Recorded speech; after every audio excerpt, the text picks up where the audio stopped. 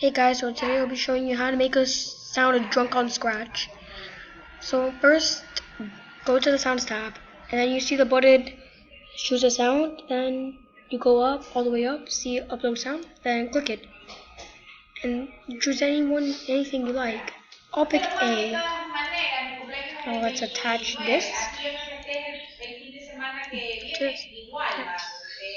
Now, now what we wanted to do is let's take out the group that and group that clicked wherever, and now you go to sound, and then you see the set pitch, and then just click it there, and then set the pitch to 0. Now go to operators. Now go to the pick up the pick random block, and then type in pick random -20 to 20. Now try it out. And that's how you make us sound drunk.